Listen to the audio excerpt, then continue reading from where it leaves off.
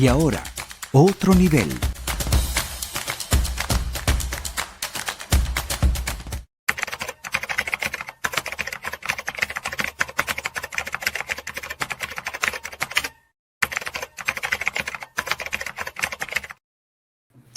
Bien, aquí está por fin el profe Alexis. Hola, Domingo, Erika, ¿cómo están? Profe. ¿Cómo les van? ¿Cómo les van a ustedes? Bienvenido siempre, grato verte. Gracias. Y ¿Cómo estuvo ese fin de año? Bien, todo bien. Maravilloso. Sí. Gracias a todos, claro que sí. No paramos. Este fin de año nos trajo sorpresas que no nos ha dejado dejar, ¿verdad? Sí, no. De hecho, profe, nosotros comenzamos, no sé si te has enterado, con una programación especial. La arrancamos el lunes de la semana pasada. Nuestro primer invitado fue el profesor Ivo Hernández. Después tuvimos a Blanca Rosa Mármol de León el martes.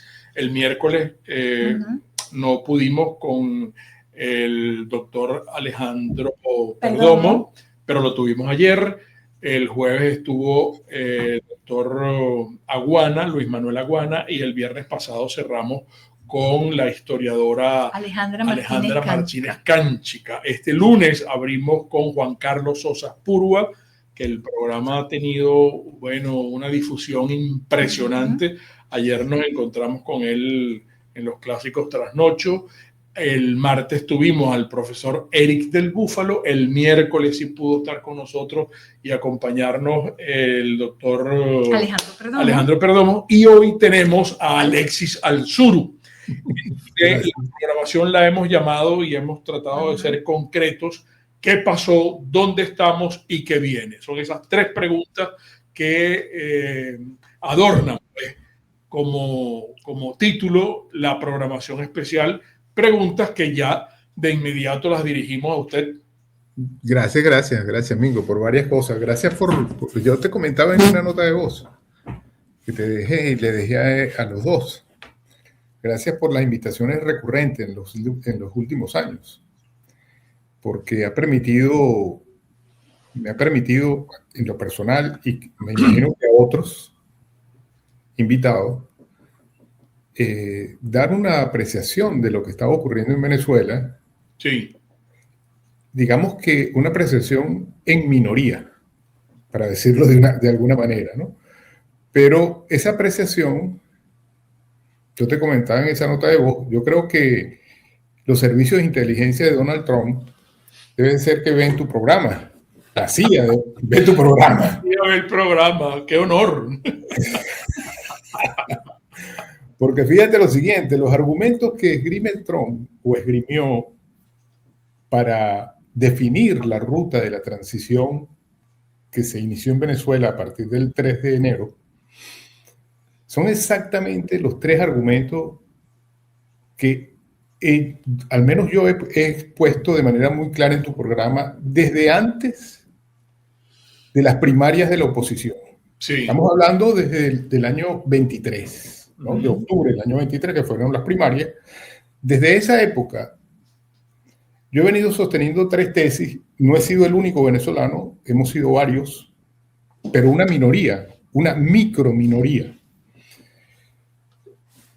Hemos sostenido tres tesis muy claras, que las recoge exactamente Donald Trump en el momento que define la ruta que va a seguir la transición en Venezuela, o por lo menos por un periodo. Esos tres argumentos, esas tres líneas de política son las siguientes. La primera era que la negociación había que hacerla con el chavismo. Así de simple. Sí. La segunda, más sorprendente todavía, bueno, digo sorprendente porque la primera, cada vez que la formulamos en tu programa, pues había un abucheo hasta que iba desde Canadá hasta la Patagonia. ¿Me explico? Sí. Pero resulta que el presidente de Estados Unidos, que fue invitado por María Corina Machado como socio para intervenir a Venezuela, lo primero que dice y lo primero que hace es negociar con el chavismo. A él no se le ocurrió ir a la reunión, sino simplemente despachó el asunto en 2 minutos. Se sentó a hablar con el chavismo para formalizar la transición. Pero la segunda cosa que hizo fue decirle a su socia, mira, lamentablemente, tú no tienes el perfil para liderar la transición. No lo tienes. Y la tercera cosa, asociada con esa, fue decirle a la Venezuela, a María Corina Machado y a sus aliados venezolanos, nada más y nada menos que el perfil que se necesitaba para liderar este proceso tenía que ser potable para el chavismo. Bueno, yo digo potable para ser amable, porque fue la expresión que yo usé en distintos programas tuyos. Sí. En distintos programas yo dije, desde antes de la elección de María Corina como candidata para las elecciones del 24, yo sostuve esa tesis. Y la sostuve por lo siguiente, porque los mismos argumentos que Donald Trump. Argumentos que él recoge, digo yo, de tu programa, porque no, o de otras, o de lecturas similares, porque hay varios que lo dijeron en la prensa venezolana. María Corina puede tener los votos, y los tuvo, y los tenía, pero no tenía el liderazgo dentro de las Fuerzas Armadas. Claro. Es decir, aclaremos un asunto de manera lapidaria. En América Latina y sobre todo en Venezuela, Mingo, la democracia se afinca sobre 2 pilares fundamentales. Votos, ciertamente, y liderazgo en el aparato militar. Si eso tú no lo tienes, bueno, veamos el caso de Pérez II, para citar un solo ejemplo. Si eso tú no lo tienes, tú no puedes avanzar, mucho menos hacia colocar una figura, mucho menos en un escenario tan inestable como va a ser una transición. Pero eso no lo quiso entender, o no lo quisieron aceptar, los que apuntalaron a María Corina como candidata y como líder del proceso que se iniciaba a partir de las elecciones. Siguen sin entenderlo, pero ocurre que en Venezuela el asunto ya no es si votaron o no votaron 8 millones de personas. El asunto que está en juego en esta etapa, como estaba hace 2 años, es quién controla el monopolio de la fuerza, quién controla el monopolio de la violencia, quién controla el territorio venezolano en términos militares, en términos políticos. Eso es lo que estaba en juego y es lo que está en juego. Déjame hacerte un comentario, una nota al margen. Tú sabes que esta decisión de Trump, más allá del recurso humorístico al que yo apelo, de decir que vio tu programa, que no, además no lo dudo, que lo hayan visto los servicios de inteligencia, está muy relacionado con lo que pasó en Afganistán, con lo que pasó en Vietnam. Allí, en esas 2 guerras, los historiadores que han analizado esas 2 guerras te dejan ver claramente un hecho sorprendente, por paradójico que parece.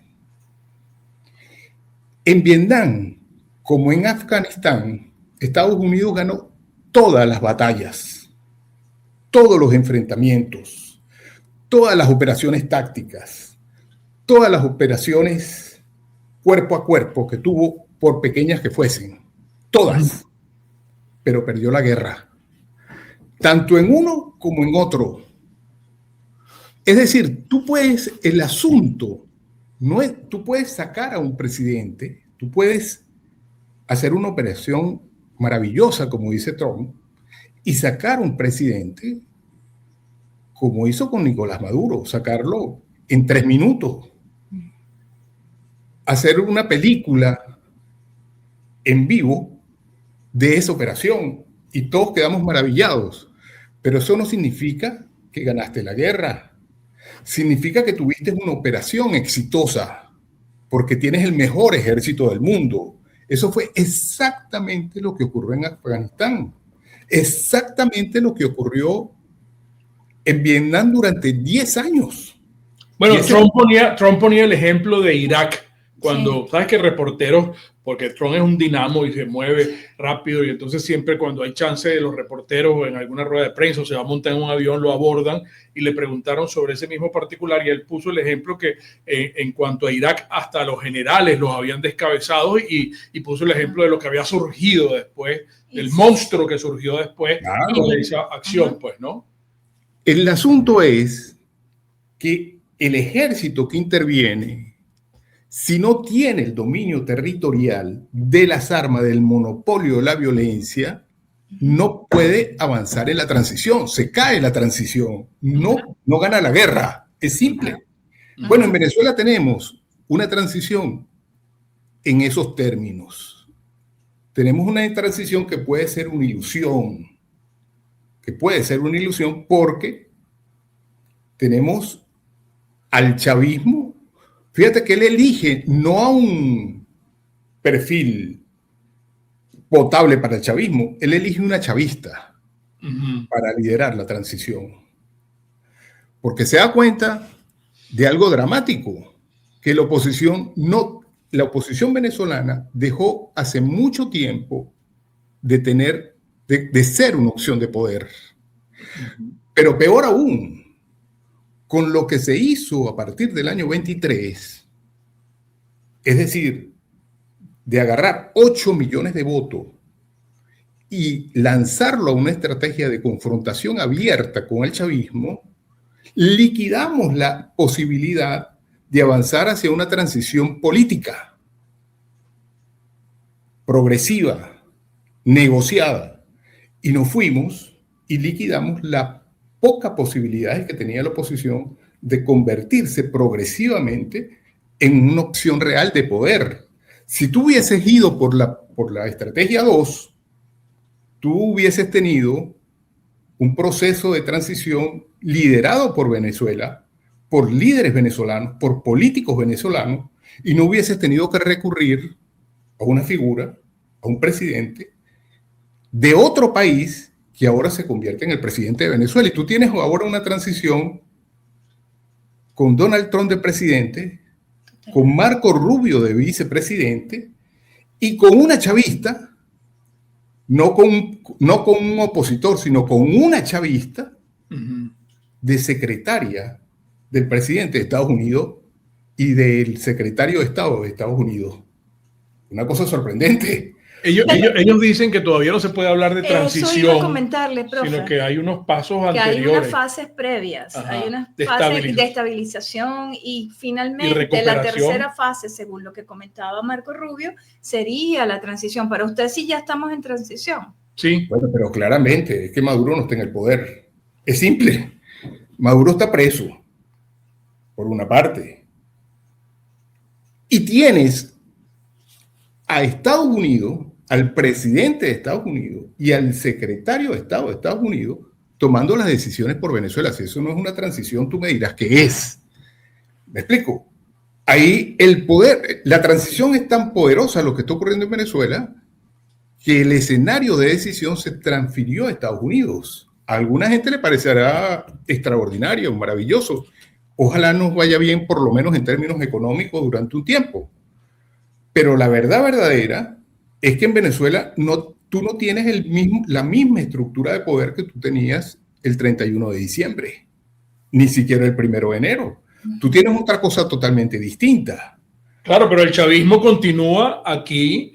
El chavismo continúa y uno de los logros, además de la parte económica, creo que todos aplaudimos la salida, aunque dicen todavía a cuentagotas de los presos políticos, pues, ¿no?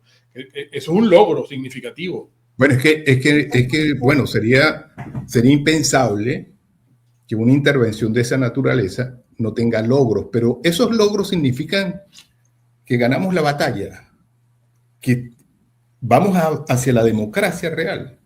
Yo no lo sé. Yo sé que estamos en un proceso de transición, digamos en el capítulo 0 de la transición, pero estamos en un proceso de transición. Ese es el dato real. Ahora, ¿hacia dónde se va a deslizar esa transición? Bueno, eso es lo que está por venir en los próximos meses. Lo que tenemos ahorita, los hechos, lo único que te dicen es que el control del monopolio de las armas y de la violencia lo tiene el chavismo todavía. Que el control territorial lo tiene el chavismo todavía. Que el control político territorial de Venezuela lo tiene el chavismo todavía. Podemos decir, bueno, es que dentro de algunos meses vamos a elecciones.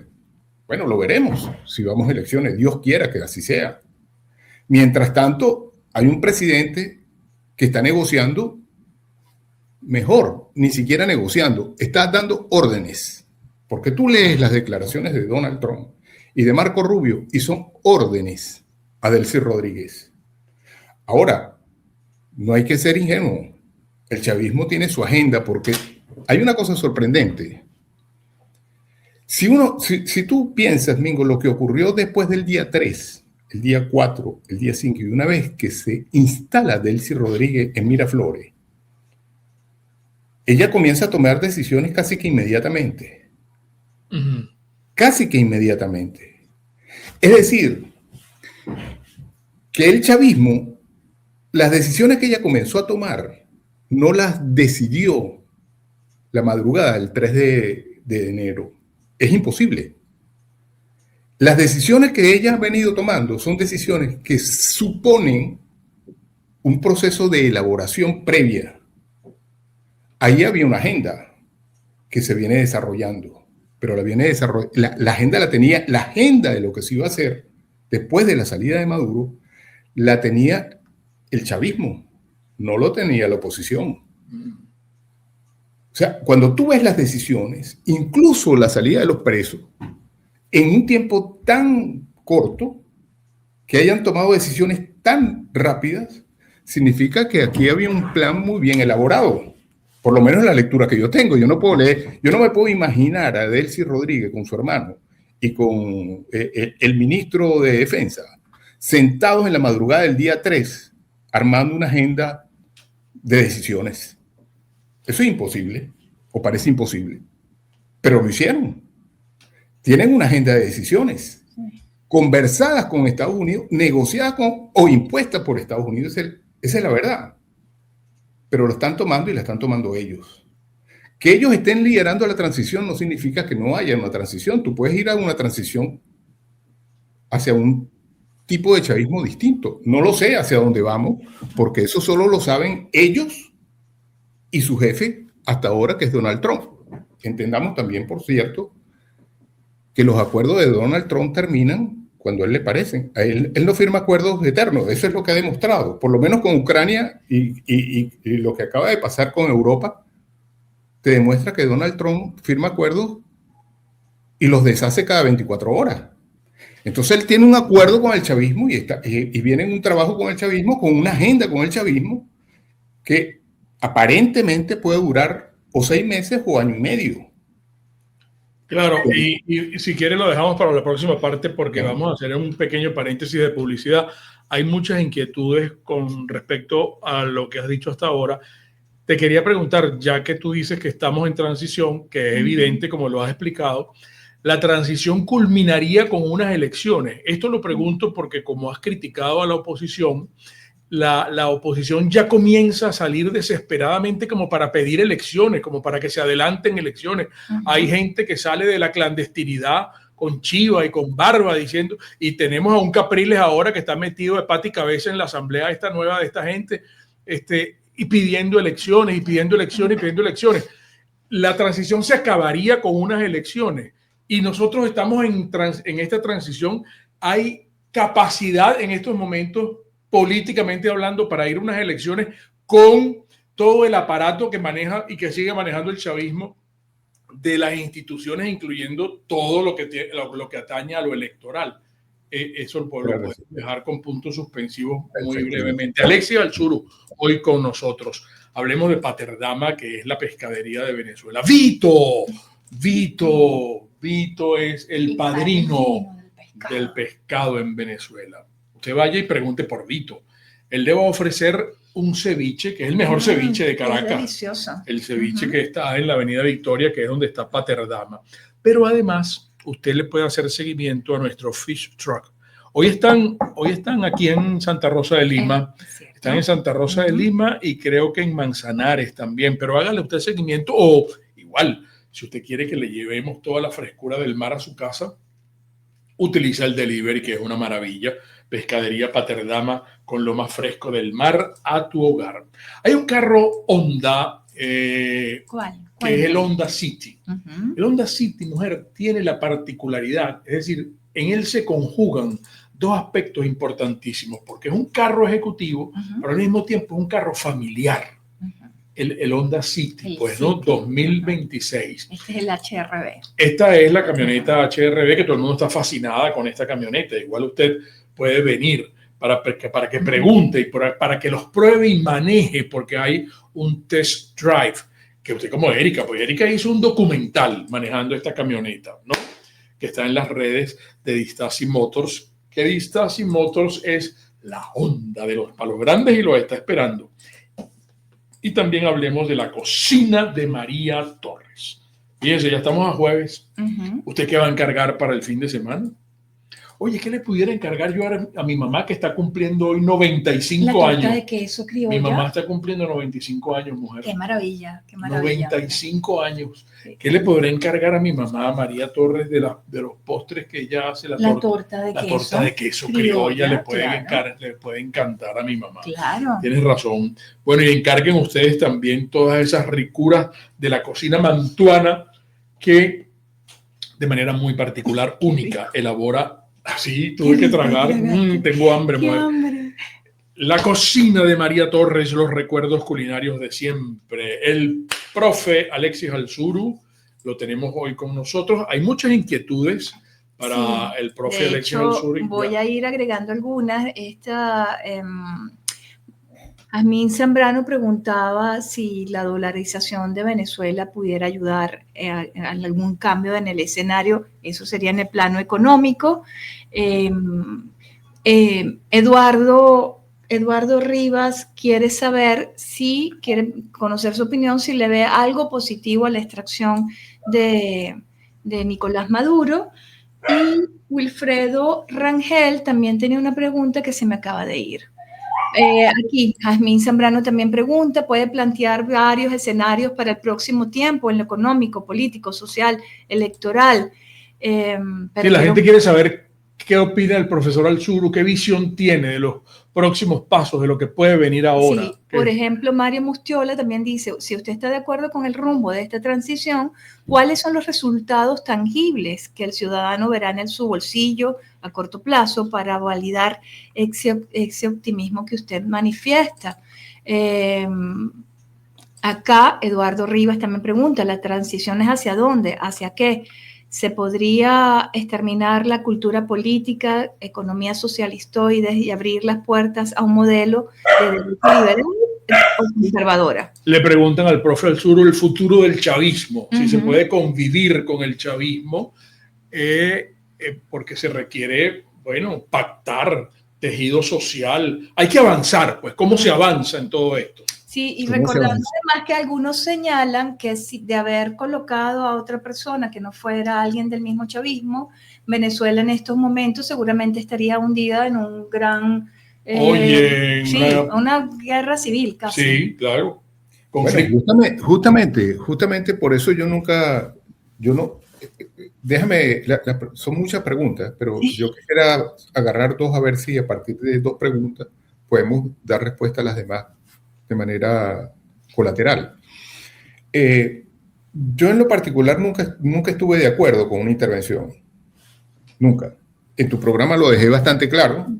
Yo creí y aposté siempre y he apostado siempre en una transición gerenciada por los venezolanos, administradas por los venezolanos. Pero en el año 23, avanzar en esa ruta significaba estar claros en un asunto. En un asunto que, por cierto, lo ha dejado clarísimo Donald Trump y su equipo. en Venezuela no es posible, y no era posible, y no es posible hacer caída y mesa limpia, como propuso la señora María Corina Machado. No, eso no es factible. Precisamente porque no es factible hacer caída y mesa limpia, la mesa decisora que hay en Estados Unidos, que preside Donald Trump y el señor Marco Rubio, decide lo siguiente: no poner a Delcy Rodríguez como secretaria operativa de sus decisiones y no poner a María Corina al frente del proceso. Porque no es posible hacer caída y mesa limpia. Si eso no es posible, eso lo pudimos hacer los venezolanos, y la responsabilidad que teníamos y tenemos los venezolanos es gerenciar nuestro propio proceso. Pero eso se podía hacer solo si los 8 millones que se sabía que se tenían, era muy importante saber, en el 23 sabíamos que teníamos una masa de votos muy significativa. Si esos votos, en lugar de enfocarlo a una transición inmediata para hacer caída y mesa limpia, lo hubiésemos enfocado hacia un proceso de transición política de la oposición primero, empoderar a la oposición segundo, y avanzar a una transición política, pero con una oposición con opción de poder. Pero ese plan no se hizo por apurados, porque siempre queremos lo rapidito, el atajo. Y lo que hizo María Corina fue irse por el atajo. Y el atajo desembocó donde estamos hoy día, donde ella está fuera, donde está dirigiendo el país, se está dirigiendo el país desde Estados Unidos, y el chavismo sigue intacto en términos de lo significativo, de lo realmente importante en política, que es quién administra el monopolio del poder de las armas. Claro, pero esos cambios no se dieron, perdón, profe, por esa oposición de porquería que Guaidó, Leopoldo López, claro, toda esta gente, para no mencionarlos. Pero es que me estás nombrando, a los aliados de María Corina. No. Si tú ves las fotos, las últimas fotos de ella, la mesa en la que está son ellos, precisamente. Ahora, en Venezuela hay un déficit de pensamiento político. Se dejó la política a un lado por una razón fundamental, Mingo. Los partidos fueron literalmente desmantelados y sustituido por la privatización de la política en Venezuela, del pensamiento político. Fue privatizado en Venezuela. Fue trasladado a las oficinas de jefes perdóname la expresión, pero es que eran jefes de medios. Esa es la verdad. Las decisiones principales se tomaban en las oficinas de jefes de medios o de algunos representantes académicos, para decirlo de una manera elegante y no señalar algunas universidades que se prestaron a convertirse en escenarios de decisión política, porque el laboratorio que se montó alrededor de María Corina fue un laboratorio dirigido básicamente desde una universidad en particular, con una élite, microélite, que dirigió el proceso para convertirla en lo que se convirtió, en una dirigente que aspiró a liderar una transición, pero en asociación con nada menos y nada más que con Estados Unidos. Ella no iba a liderar la oposición, ella la entregó a otro país. Ahora estamos en esto, en una cosa bastante compleja, en una transición que en estricto sentido no la estamos administrando nosotros. Por eso no sabemos hacia dónde vamos.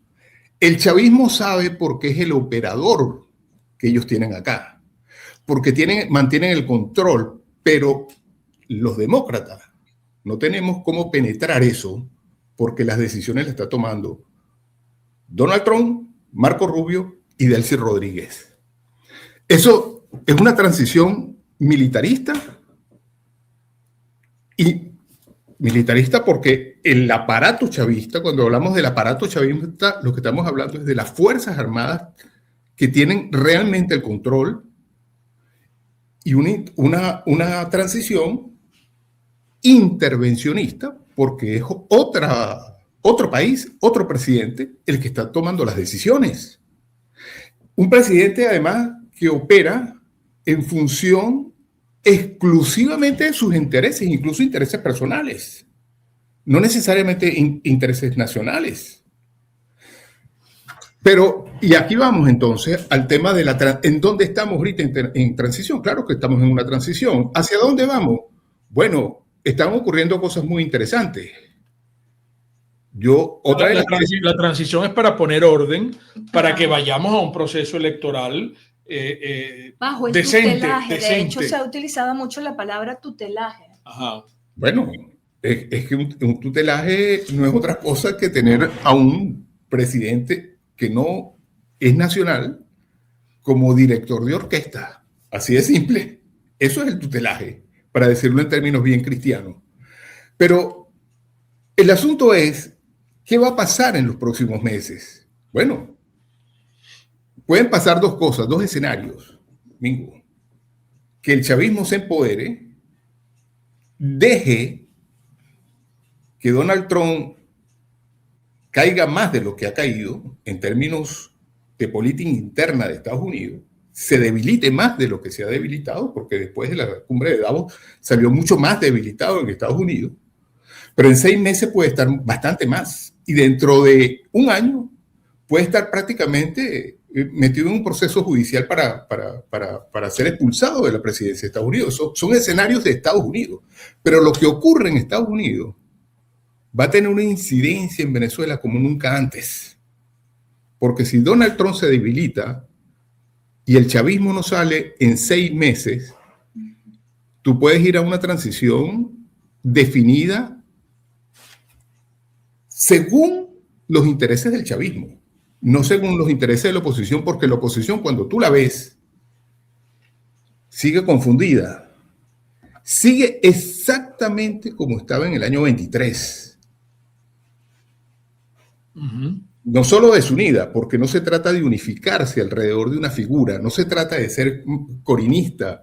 Uno de los errores gravísimos que ha tenido la oposición es haber sido privatizada y personalizada.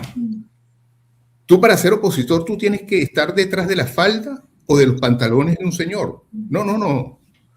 Lo que necesitaríamos sería un plan, un programa de decisión, una agenda de decisión para avanzar hacia la transición dirigida o coordinada por la oposición. Pero eso no está ocurriendo. Ahí lo que hay es una disputa por colocarse lo más próximo a María Corina, porque se está perfilando como la figura que debería ser la figura de la oposición para ir a la candidatura. Bueno, esas son decisiones. Yo en lo particular creo que es la peor elección que vamos a hacer, porque ella no tiene liderazgo dentro de las Fuerzas Armadas, que fue fundada. Estas Fuerzas Armadas tienen el ADN de Hugo Chávez. Tienen lo bueno y lo malo de ese señor, que casi todo fue pésimo. Bueno, estas Fuerzas Armadas, los militares que están allí, son son hijos de la Revolución Bolivariana. Esa es la verdad. Y ella no tiene, y dificulto que tenga liderazgo dentro de ese universo militar. Pero ese universo militar va a ser fundamental para lo que ocurra en la transición. Uh-huh. No lo puedes desconocer porque ellos tienen el monopolio de la violencia. Si nos empeñamos en poner, si insistimos en poner, en decidir sin pensar un poco el perfil del candidato opositor, tú puedes ir a unas elecciones, incluso puedes ganar las elecciones y puedes tener un desastre como país. Porque tú tienes un divorcio entre el perfil político, entre el liderazgo político opositor y el aparato militar. Esa es la verdad, el aparato militar que no está solo, porque las redes, cuando tú ves las instituciones privadas de Venezuela, cuando tú ves las instituciones, quienes dirigen las instituciones que manejan el aparato económico del país, uh-huh, descubres que casi todos tienen vínculos con ese aparato militar. Ahí no hay pensamiento democrático. Los que están en el aparato judicial del país son producto de la revolución bolivariana. Esa es la verdad verdadera. Entonces tú no solo tienes el aparato público, el aparato judicial, el aparato militar, sino la estructura económica del país, las organizaciones económicas del país están dirigidas por gente afines a ellos.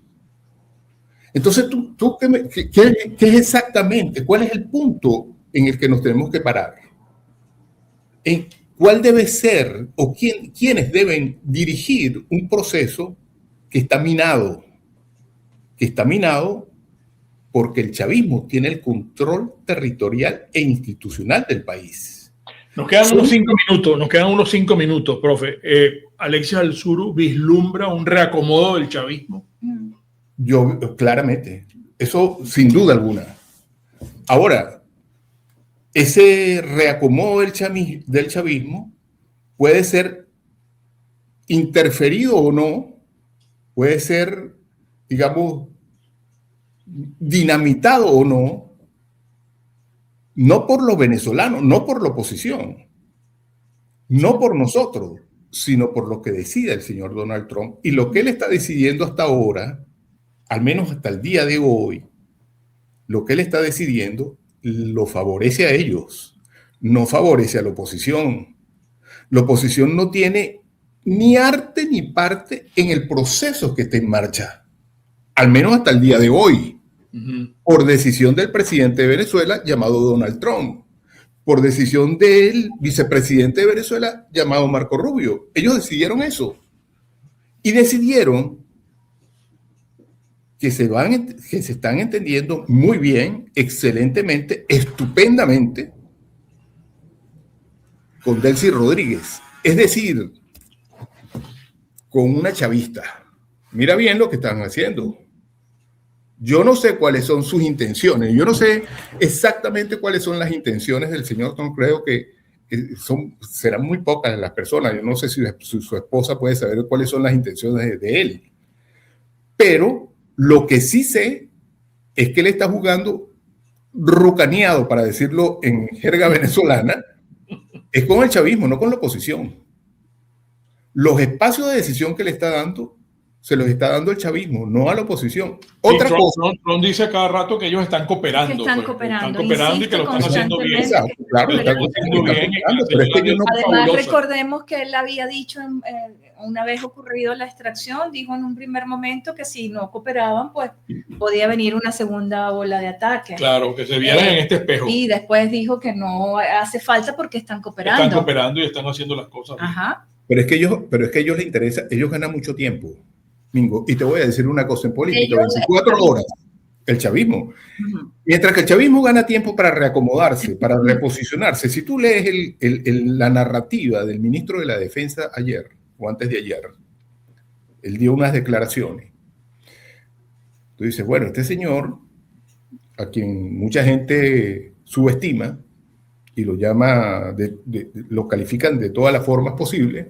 Bueno, él pasó de un lenguaje de confrontación y de adulación a Cuba a hablar de diplomacia pura y decir que el éxito de las Fuerzas Armadas venezolanas está en la diplomacia.